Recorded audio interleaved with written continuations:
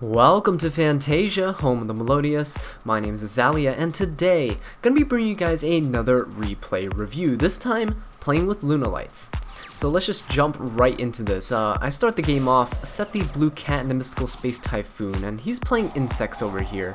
So he has the double supply squad and the Myrmilia, which searches out the treacherous trap hole. So he attacks the blue cat, and I float into another one. Used the Mystical Space Typhoon, really wanted to hit the treacherous. I just took the 50-50 gamble, and I got it right, which was really good for me. This allowed me to go for this fusion play right here. Otherwise, my monsters would have been blown up, and that wouldn't have been good for me. Had the fusion recovery, which allowed me to bring back some of my resources here for next turn, the polymerization and the black sheep. Had the blue cat on the field just in case he had some form of destruction and I needed a floater. There's no point in making a Panther Dancer at that point. I just believe that having two monsters on the field was better than investing in one big boss monster. He makes a little misplay here. He Twin Twister hits my Lunalight Tiger. He probably shouldn't have changed it, but that allowed me to get back a blue cat, which allowed me to make Tiger King. Fetched the Tenki, and Tenki allowed me to search, and now I'm just able to go off here, bounce back as much back row as I can, and go for the second Cat Dancer, because I didn't want to fuse with the first one that I had, because she was already buffed. Go for the Panther Dancer and use her effect so I can attack into multiple monsters, just in case he has floaters, and it just so happened that Howling Insect was one.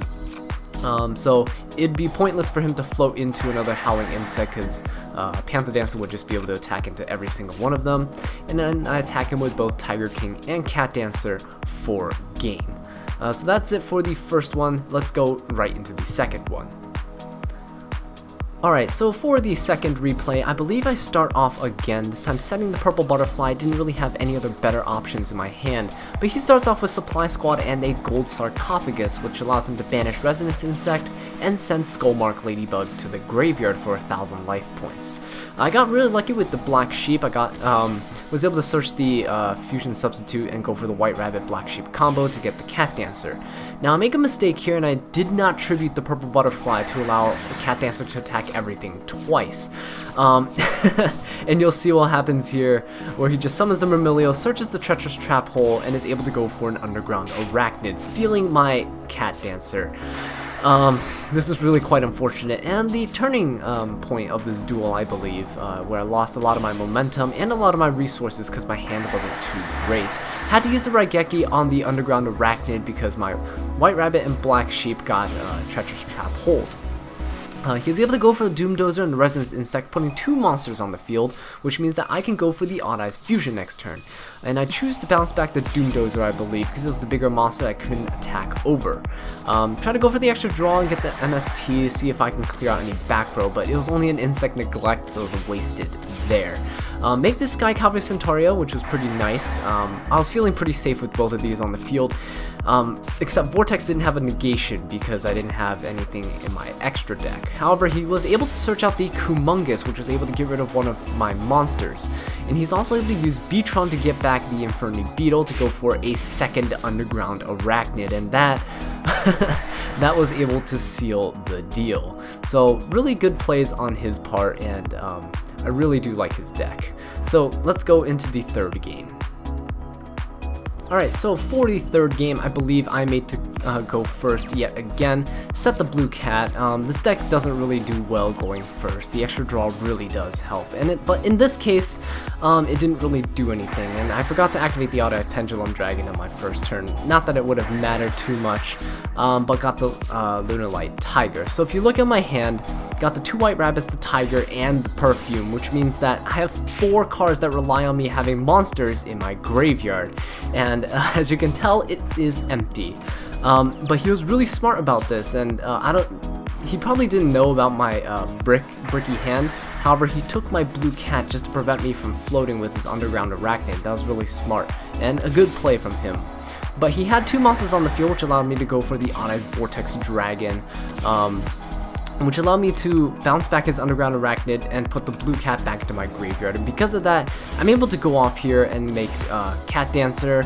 I'm able to go and I believe Tiger brings back Tiger brings back a black sheep, and I'm able to make Sky Cavalry Centauria. So when I attack into his monster, his Howling Insect, which is trying to float, I negate that with the Odd Eyes Vortex Dragon, just so that I can inflict more damage to him, and so that he can't put any more bodies on the field to search with Verdant Sanctuary. However, he does have the Doomdozer and the Inferni Beetle, which allows him to make Leo, and he has the Kumongous to tribute over my Sky Cavalry Centauria. So with the Sky Cavalry gone, I really don't have any outs except for buffing my Cat Dancers. As you can tell, my Fusion Substitute allowed me to draw into that Sky Iris, which was very clutch. Allowed me to make Tiger King, which got the Tenki, which allowed me to search, and then bounce back his back row, just so I had a safe way to go into Big Eye to steal his Leo and swing for game. The Big Eye was definitely not necessary at all, but I did it because I really felt like going into the rank 7 pool, just once. Alright, so that does it for the third replay. Let's go into the fourth one. Alright, so for the fourth game here, I believe he gets to start, and he sets the Resonance Insect. I really have a terrible hand drawing 2 copies of Perform Pal Odd Eyes Unicorn, which rarely ever happens. So I set the MST to try and pop that Treacherous, which he didn't even set it, I don't even know why. And then I go for the really suboptimal play here. This game was just all over the place, okay? Send the Perform Pal Odd Eyes Unicorn from my field and hand to summon Odd Eyes Vortex Dragon. Use the one from the field. I had to normal summon it just so that it went to that extra deck, so I had some way to negate his cards. Didn't really matter that I negated the effective Resonance Insect. I thought I'd be preventing a Kumongous from coming out, but he already had one in his hand, so it didn't really matter. And he had 2 level 4s, which he went for Lightning to attack over on the monster.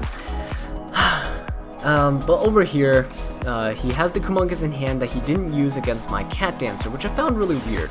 But he got punished for it when I banished Purple Butterfly for the Blue Cat to double the attack of Cat Dancer. This time I tribute off the Blue Cat just so that Cat Dancer can attack everything twice to prevent any floating shenanigans and stuff like this from happening. Really fortunate that I learned from my previous games. Otherwise he would have been able to summon things like Beatron and then go for Arachnid, that Synchro monster that can steal my Cat Dancer. Really didn't want that to happen again. So he goes to the Instant Fusion, brings back the Skullmark Ladybug, makes the Dark Rebellion use its effect. Skullmark Ladybug actually pays for the cost of Instant Fusion when it's sent in the graveyard, which is kind of cool. I like that. But now 3700 attack Dark Rebellion is too big for even Leo Dancer to attack over. So my only chance here is either to take it or to buff something up to double its attack with Cat Dancer's effect. So the Treacherous Trap Hole pops the Cat Dancer and I float into a Tiger. Tiger brings back the Blue Cat as according to plan. Now the Lunalight Tiger in my hand will be able to bring back a level 4 from the graveyard. I'm actually able to use Fusion Recovery to get back the Perform Pal Odd Eyes Unicorn and the Polymerization from earlier in the duel, which is kind of cool, kind of funny, and kind of sad at the same time. Was able to make a Panther Dancer and was able to bring back Odd Eyes from the extra deck and Cat Dancer from the graveyard, overlaid for the Big Eye to take the Dark Rebellion, and I got the Wolf, and for the extra BM I just kind of made a Leo Dancer and had her attack twice for a game. That game was just great all around, and I really loved it. Alright, that does it for this replay, and we're going to jump into the next one. Alright, so for the fifth replay, we have a lot of replays today. Start off with the White Rabbit Black Sheep combo here, really standard. Put the Cat Dancer into defense mode just so I don't take any damage from any shenanigans like Utopia Lightning. But it looks like he didn't have too good of a start first turn, so he activates the Supply Squad and sets the Howling Insect. Unfortunately for him though, I was able to make the Lunalight Panther Dancer, bounce back his Supply Squad so he can't get any draws off of it, and then I summoned the Lunalight Leo Dancer, which is really bad idea on my part, because I attacked into the Resonance Insect and then he was able to search the Kumongous immediately. So I really just wanted to make a Leo Dancer first turn. I really don't know why. I thought that he couldn't out it.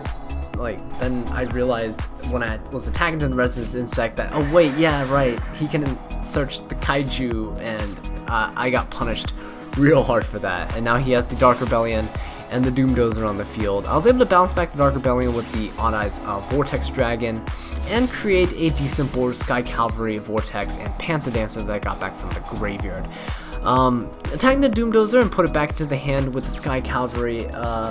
Thought that he didn't have enough materials in his graveyard to banish, except he had the barrel from a different dimension to put stuff back, and is just, oh good, look, it's our old friend, Underground Arachnid, stealing the monsters and everything. This game had a lot of stealing monsters back and forth across all of these games. It was really fun to play. I was able to get the Panther Dancer boosted by 1,000 by the Purple Butterfly, which allowed me to attack everything twice. However, Underground Arachnid protected itself from destruction, and he stole my Panther Dancer again. This is why. Now he's BMing me with the Daigusto Armor. Oh my god, this game! Oh, and he attacks me for a game with the Underground Arachnid. Okay. That does it for this one. Let's just jump right into the last one. Alright guys, the last replay for this replay review. He gets to start with the Gold Sark for the Resonance Insect, sending the Skullmark Ladybug, typical play of his deck. Gets the Myrmilio, searches the Treacherous Trap Hole as well, which is not that bad. I summon the Blue Cat, which rams into the Myrmilio, crashes to summon another Blue Cat. Use the Tenki to search out some combo pieces, and use the Tiger to make the Tiger King. Now, I set the other Tenki even though I couldn't use it because I thought, well, let's see.